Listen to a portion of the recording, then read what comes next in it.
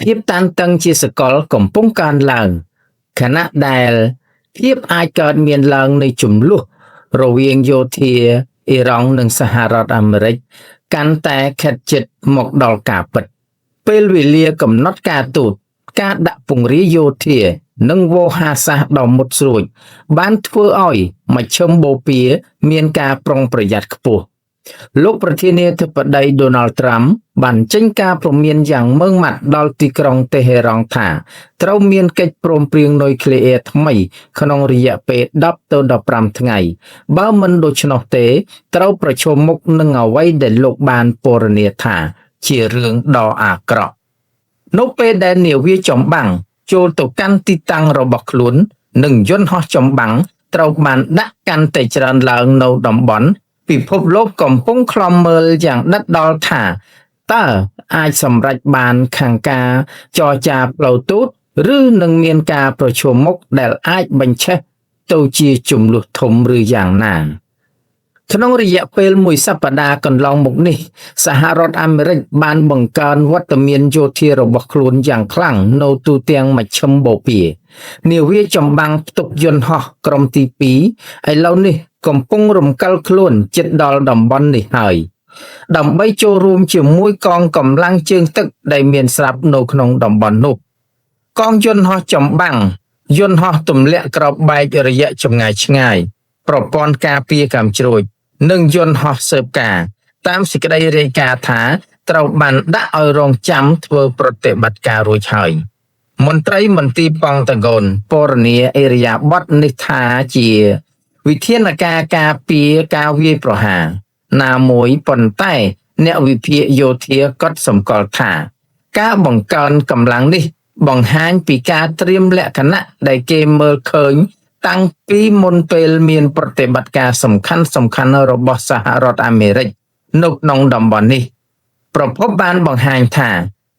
បញ្ហានានាអាចនឹងកើតមានឡើងរួមមានការវាយប្រហារតាមអាកាសយ៉ាងជាក់លាក់ទៅលើទីតាំងនុយក្លេអ៊ែរហេដ្ឋារចនាសម្ព័ន្ធមីស៊ីលនិងមូលដ្ឋានកងទ័ពឆ្មាំបដិវត្តន៍ប្រសិនបើការចរចាបរាជ័យមន្ត្រីអ៊ីរ៉ង់បានឆ្លើយតបដោយរឹងរូសពួកគេបានបញ្ជាក់ថាអ៊ីរ៉ង់នឹងមិនចរចាក្រោមការគំរាមកំហែងទេហើយបានព្រមានថាបើមានការវាយប្រហារណាមួយទៅលើទឹកដីរបស់ខ្លួននឹងបង្កឲ្យមានការឆ្លើយតបយ៉ាងទូលំទូលាយនៅក្នុងតំបន់រូបភាពពីផ្កាយរណបបង្ហាញពីសកម្មភាពដាក់ពង្រាយកងទ័ពនៅជុំវិញទីតាំងយោធានិងនុយក្លេអ៊ែររួមទាំងបរិវេណដែលមានការការពារដ៏រឹងមាំនៅប៉ាឈិនកងទ័ពជើងទឹកអ៊ីរ៉ង់បានបង្កើនការល្បាតនៅក្នុងឈូងសមុទ្រពែរខណៈដែលអង្គភាពមីស៊ីលកំពុងស្ថិតនៅក្នុងការប្រុងប្រយ័ត្នខ្ពស់ទីក្រុងតេហេរ៉ង់ក៏បានផ្ដល់សញ្ញាថា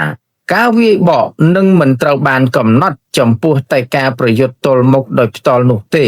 ប៉ុន្តែក៏អាចពាក់ព័ន្ធនឹងក្រុមប្រដាប់អាវុធដែលជាសម្ព័ន្ធមិត្តនៅទូទាំងតំបន់នេះផងដែរទោះបីមានការបង្កើនយោធាក៏ដោយបណ្ដាញទំនាក់ទំនងការទូតនៅតែសំខាន់ការចរចាដោយប្រយោលបានកើតឡើងនៅក្នុងទីក្រុងសឺណែវដែលនៅទីនោះអន្តរការីអឺរ៉ុបកំពុងព្យាយាមសម្រុះសម្រួលទីក្រុងវ៉ាស៊ីនតោននិងទីក្រុងតេហេរ៉ង់ចំណុចសំខាន់រួមមានកម្រិតចម្រាញ់សារធាតុអ៊ុយរ៉ាញ៉ូមការអភិវឌ្ឍមីស៊ីលផ្លោងនិងយន្តការត្រួតពិនិត្យមន្ត្រីអាមេរិកទាមទារឲ្យមានការត្រួតពិនិត្យយ៉ាងតឹងរ៉ឹងនិងការរឹតបន្តឹងរយៈពេលវែងខណៈដែលអ៊ីរ៉ង់ទាមទារឲ្យមានការបន្ធូរបន្ថយទណ្ឌកម្មមុនពេលកាត់បន្ថយសកម្មភាពនុយក្លេអ៊ែរអ្នកការទូតចាត់ទុកការចរចានេះថាផុយស្រួយប៉ុន្តែមិនដួលរលំដោយលើកឡើងថានឹងមានសេចក្តីសម្រេចណាមួយនៅប៉ុន្មានថ្ងៃខាងមុខនេះសក្តានុពលនៃចំនួននេះបានធ្វើឲ្យមហាអំណាចក្នុងតំបន់ព្រួយបារម្ភតាមសេចក្តីរាយការណ៍អ៊ីស្រាអែលបានបង្កើនការត្រៀមលក្ខណៈយោធារបស់ខ្លួនដោយបារម្ភថាការប្រជុំមុខគ្នាអាចរីករាលដាលយ៉ាងលឿននៅតាមតំបន់សំខាន់ជាច្រើនរដ្ឋនានានៅតាមឈូងសមុទ្រកំពុងពង្រឹងហេដ្ឋារចនាសម្ព័ន្ធថាមពលនិងការការពារដែនអាកាសទន្ទឹមនឹងនេះ រុស្ស៊ីបានជំរុញជាសាធារណៈឲ្យមានការអត់ធ្មត់ដោយប្រមានថាការវាយប្រហារថ្មីអាចធ្វើឲ្យតំបន់ទាំងមូលមានអស្ថិរភាពទីក្រុងមូស្គូក៏បានធ្វើសម្ពយុទ្ធកងទ័ពជើងទឹកជាមួយកងកម្លាំងអ៊ីរ៉ង់ដែលជាសញ្ញាបង្ហាញ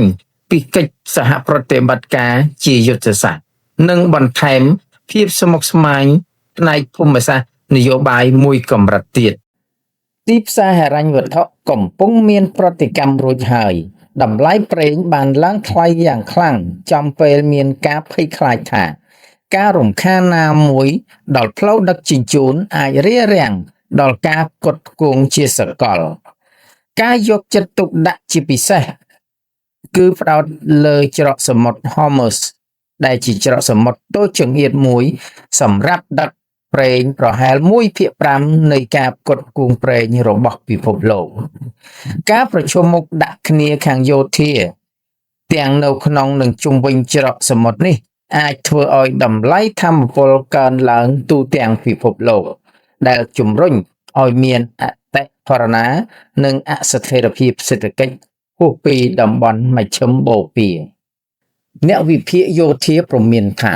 ទោះបីមានការវាយប្រហារតិចតួចក៏អាចឈានទៅដល់ការប្រជុំមុខដាក់គ្នាកាន់តែធំផងដែរអ៊ីរ៉ង់មានគ្រាប់មីស៊ីលជាច្រើនដែលអាចបាញ់ដល់មូលដ្ឋានទ័ពអាមេរិកនិងសម្ព័ន្ធមិត្តក្នុងតំបន់កងកម្លាំងអាមេរិកខណៈពេលដែលមានបច្ចេកវិទ្យាខ្ពស់ជាងនោះក៏នឹងត្រូវប្រឈមមុខនឹងយុទ្ធសាស្ត្រមិនស្មើគ្នាដែរប្រតិបត្តិការតាមអ៊ីនធឺណិតនិងការវាយប្រហារដែលអាចកើតមានទៅលើការដឹកជញ្ជូនឬហេដ្ឋារចនាសម្ព័ន្ធផ្សេងៗគ្រោះថ្នាក់កើតឡើងមិនត្រឹមតែដោយសារសកម្មភាពចេតនាប៉ុណ្ណោះទេប៉ុន្តែដោយសារការគណនាខុសផងដែរនៅពេលដែលថ្ងៃកំណត់របស់ទីក្រុងវ៉ាស៊ីនតោនខិតជិតមកដល់ពិភពលោកឈរនៅផ្លូវបំបែកដែលមិនដឹងថាត្រូវដើរទៅផ្លូវណាការទូតនៅតែផ្ដល់ផ្លូវមួយឲ្យជៀសវាងពីសង្គ្រាមប៉ុន្តែយុទ្ធោបករណ៍យោធាឥឡូវនេះត្រូវបានដាក់នៅក្នុងចម្ងាយមួយដែលអាចវាយប្រហារបានហើយភាគីទាំងពីរបានបញ្ចេញនូវវោហារសាស្ត្ររឹងរូសដូចគ្នាវិបត្តិនេះបញ្ចប់ដោយការចរចាថ្មីឬផ្ទុះទៅជាចំនួនបើកចំហឬយ៉ាងណានោះវាអាស្រ័យលើការសម្រេចចិត្តដែលអាចនឹងកើតមានឡើងក្នុងរយៈពេលប៉ុន្មានថ្ងៃខាងមុខនេះសម្រាប់ពេលនេះតំបន់នេះនៅតែតានតឹងទីផ្សារពិភពលោកនៅតែប្រែប្រួលហើយលទ្ធភាពនៃសង្គ្រាមដែលធ្លាប់តែនៅឆ្ងាយឥឡូវនេះហាក់ដូចជានៅជិតជាងប៉ុន្មានឆ្នាំមុន។